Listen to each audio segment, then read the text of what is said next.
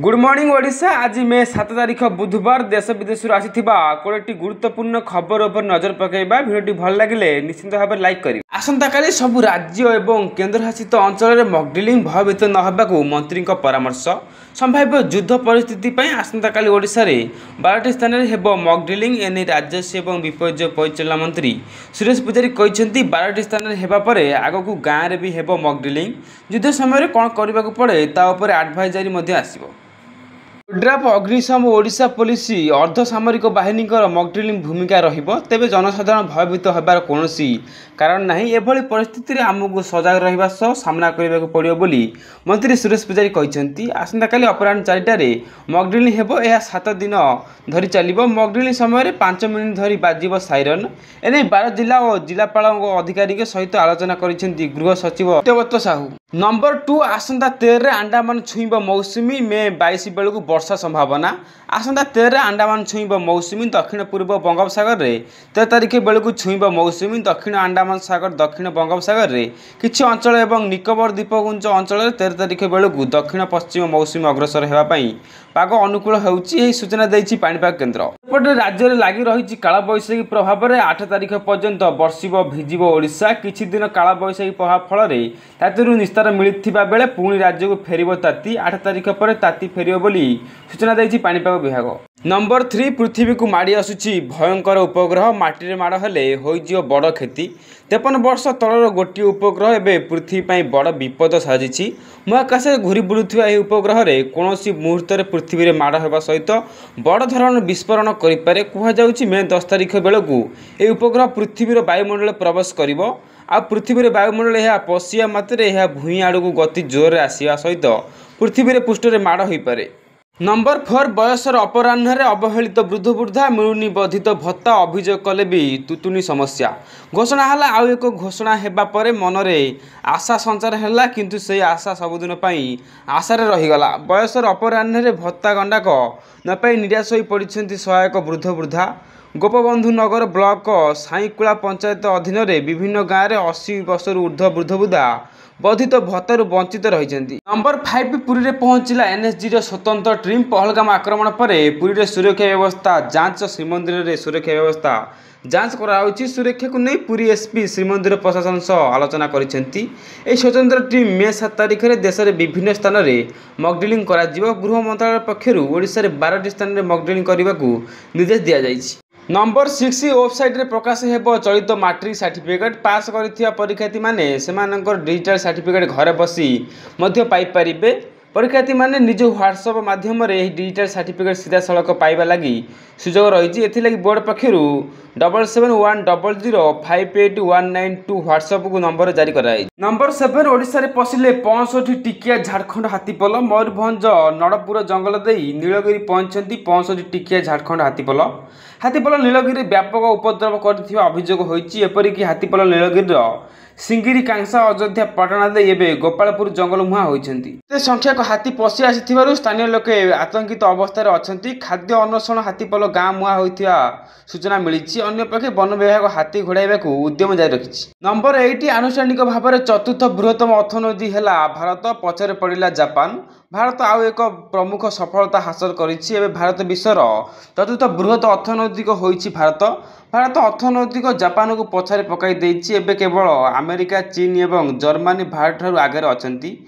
दिल्ली मुख्यमंत्री रेखा गुप्ता तांको official x account रे एही सूचना शेयर करिसेंति। आईएमएफ विश्व अर्थनैतिक आउटलुक रिपोर्ट अनुसार भारतर अर्थनैतिक 4.187 ट्रिलियन डॉलर रे पहुंची। एतिकी बेले यह जापानर 4.186 ट्रिलियन डॉलर अर्थनीति को पछरे पकाई देइछि। नंबर 9 सड़क दुर्घटना पीड़िता को तुरंत हेबो मागଣା चिकित्सा। सारा देश में लागू हेबो योजना।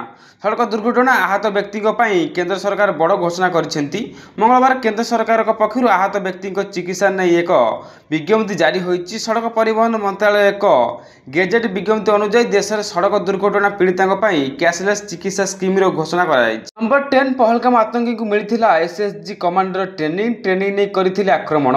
एसएसजी कमांडो फोर्स अर्थात commando commander force special service जहाँ एक प्रकार ग्रुप यह कमांडो आतंकवादी आक्रमण वीआईपी सुरक्षा और हाईजैक भली परिस्थिति लड़ाई स्पेशल ट्रेनिंग नहीं था एभली कड़ा ट्रेनिंग दि जाता जे जटिल परिस्थिति सहज मुकाबला करेंगे। नंबर 11 हाथ पाहांतार रखु नगद टंका खर्च डाक्टरी किट जानतु मक ड्रिलिंग बेले क्या ध्यान देवे। 1971 युद्ध पर प्रथम थर पर मे 7 तारिख देशव्यापी भारतीय जातीय नागरिक प्रतिरक्षा ड्रिलिंग होगा जाऊँगी। पहलगाम आतंकवादी आक्रमण पर एक संभाव्य युद्ध पर केंद्र सरकार यही प्रस्तुति कर मक ड्रिलिंग 244 जिले में हेब जो ब्लैक आउट आकाश मार्गरू आक्रमण भयर साइरन निष्कासन ड्रिलिंग और गुरुत्वपूर्ण भित्तिभूमि पद्मवेश सहित नागरिक अंशग्रहण भली कार्यक्रम हेब।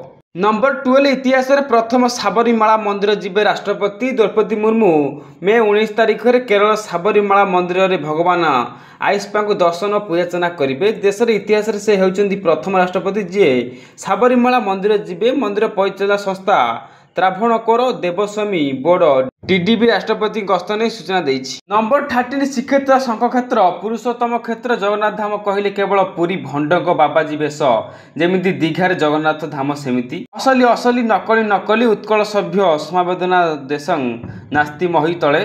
श्रीक्षेत्र शंख क्षेत्र पुरुषोत्तम क्षेत्र जगन्नाथ धाम कहले पुरी को बुझाए।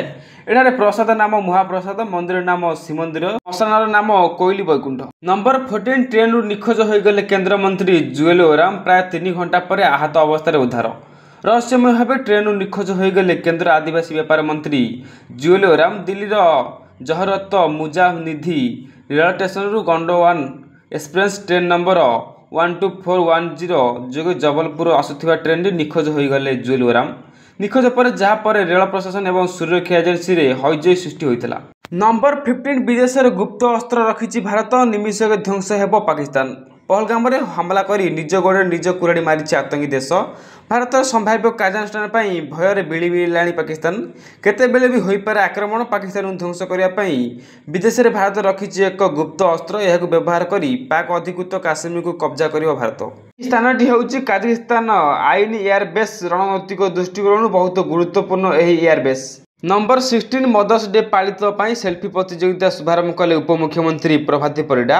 मे 11 तारिख में मदर्स डे पालित होगा जाउथिया बेले महिला और शिशु विकास विभाग अनुकूल उपमुख्यमंत्री प्रभाती परिडा मे 6 ରୁ 10 तारिख पर्यंत एक सेल्फी प्रतियोगिता मदर्स डे सेल्फी कंटेंटर शुभारंभ कर निज माँ सहित सेल्फी उठाई माँ प्रति श्रद्धा और सम्मान 2 पद लिखि महिला और शिशु विकास विभाग को टैग करने सहित हाज मो बो हाज WCD ओडिशा हाज मदर्स डे आदि हैशटैग व्यवहार करने को कहुई। नंबर 17 आगक गाँव में हेब मक ड्रिलिंग राजस्व विपर्यय परिचालन मंत्री सुरेश पूजारी संभाव्य युद्ध परिस्थिति आसना काली बुधवार ओडिशार 12टी स्थान में मक ड्रिलिंग होगा जाउथिया बेले यह नहीं प्रतिक्रिया रखिंट राजस्व विपर्यय परिचालन मंत्री सुरेश पूजारी। से कहते काली पर्यायक्रम सप्ताह धरी कार्यक्रम चलो आगक गाँव में भी यही मक ड्रिलिंग हेब सेहीपरि लोके भयभीत होबार कौन कारण ना एभली परिस्थिति आमको सजग रहिबा सह सामना करने पड़ो बोली से कहते। नंबर 18 भारत पाकिस्तान तिक्तता उपर विबृति जारी कला जातिसंघ। पहलगाम आतंकवादी आक्रमण पर भारत और पाकिस्तान मध्य देखा देइथिबा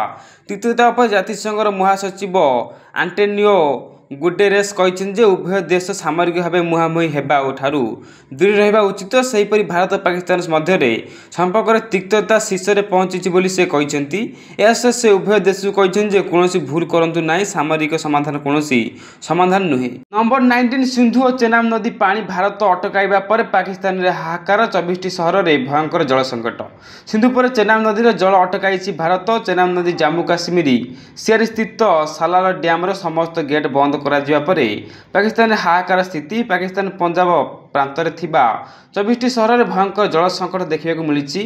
भारत पानी अटकाइबा पर पाकिस्तान पटे चेनाब नदी सुखी जाइछि। नंबर 20 जम्मू काश्मीर आतंकी को धरिबा प्रयास में निर्दोष लोकों को असुविधा न होगा दरकार। ओमार अब्दुल्ला जम्मू और काश्मीर मुख्यमंत्री ओमार अब्दुल्ला कहते पहलगाम आतंकी हमलार आतंकवादी को धरिबा प्रयास समय निर्देश लोकों को जबरी कौन असुविधा न होगा दरकार। से कहते यार देखा देइछि उचित नुहे किसी आतंकवादी को धरिबा स्थानीय लोकों गिरफ्त कराई। सूचना था कि पहलगाम होइथिबा आतंकी हमला पर काश्मीर और नियंत्रण रेखार सुरक्षा व्यवस्था कड़ाकड़ी कराई।